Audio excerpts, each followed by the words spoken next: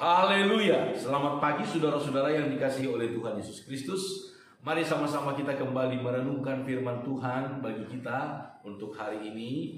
Bagaimana kita merespon kehidupan kita, menjalani hidup kita setiap hari bersama dengan Tuhan. Masih dari kitab Mazmur pasal 73 saudara-saudara. Sekarang kita melihat mulai dari ayat 18.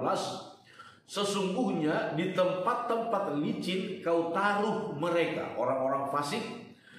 Kau jatuhkan mereka sehingga hancur. Betapa binasa mereka dalam sekejap mata, lenyap habis oleh karena kedahsyatan.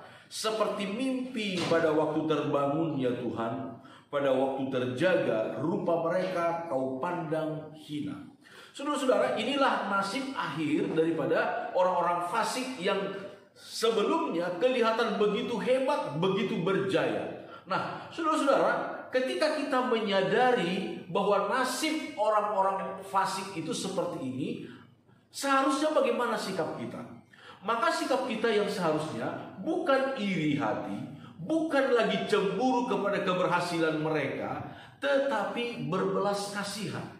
Seharusnya hati kita memiliki jiwa yang berbelas kasihan kepada kehidupan orang-orang yang fasik, walaupun secara manusiawi kelihatannya saudara-saudara mereka jauh lebih makmur, mereka jauh lebih sukses, mereka kelihatannya jauh lebih berbahagia dari hidup kita.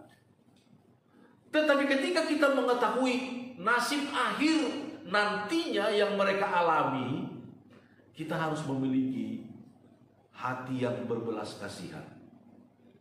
Saudara-saudara, kita melihat firman Tuhan berkata demikian di dalam kitab Petrus, 2 Petrus pasal yang ketiga. Petrus mengingatkan kita, saudara-saudara, untuk kita memiliki hati yang berbelas kasihan kepada orang-orang seperti itu. 2 Petrus pasal yang ketiga ayat 9.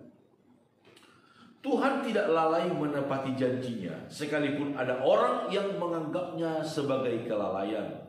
Tetapi ia sabar terhadap kamu, karena ia menghendaki supaya jangan ada yang binasa, melainkan supaya semua orang berbalik dan bertobat. Saudara-saudara, kerinduan Tuhan sesungguhnya tidak ingin satu orang pun binasa di dalam api neraka. Tuhan rindu supaya semua orang berbalik dan bertobat. Maka biarlah kiranya kerinduan Tuhan itu juga ada di dalam hidup kita, sehingga kita memiliki belas kasihan kepada orang-orang yang hidupnya tidak benar. Walaupun sekali lagi kelihatannya mereka lebih berhasil, lebih sukses, lebih berbahagia, lebih makmur dari hidup kita. Kemudian kita melihat di dalam kitab Yudas, saudara-saudara, Yudas menulis demikian.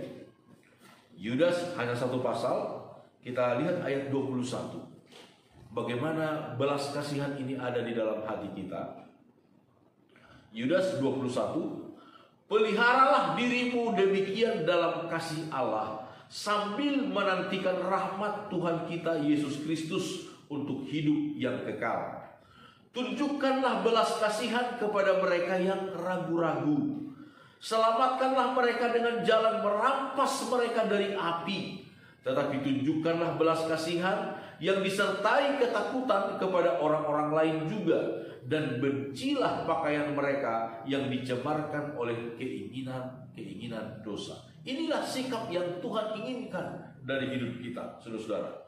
Kita bangun diri kita di atas dasar iman kita yang teguh, di atas dasar iman kita yang paling suci. Kita berdoa dalam Roh Kudus, kata firman Tuhan dalam kitab Yudas ini. Tetapi kemudian tunjukkanlah belas kasihan kepada orang yang ragu-ragu, kepada orang yang fasik. Tunjukkanlah belas kasihan. Selamatkan mereka dengan jalan bagaimana? Merampas mereka dari api. Saudara-saudara, jadi ada upaya yang ekstra, ada upaya yang luar biasa menyelamatkan orang dari api neraka. Selamatkanlah mereka dengan jalan merampas. Jadi menarik secara paksa, saudara. Menarik secara paksa, merampas mereka dari api.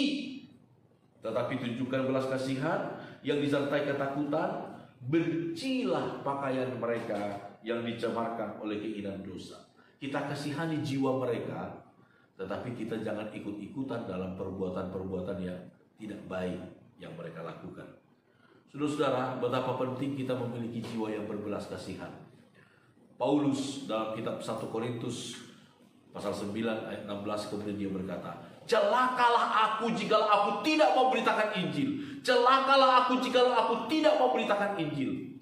Paulus sadar benar akhir hidup orang-orang yang tidak percaya kepada Tuhan, akhir hidup orang-orang yang berbuat fasik, mereka akan masuk ke dalam kehancuran yang kekal. Itu sebabnya dia berkata, celakalah aku jika aku tidak memberitakan Injil. Ini roh belas kasihan. Saudara-saudara, biarlah kita juga memiliki belas kasihan kepada orang-orang yang belum mengenal Tuhan. Tuhan sudah menyelamatkan kita. Tuhan sudah memberikan anugerah yang luar biasa kepada kita.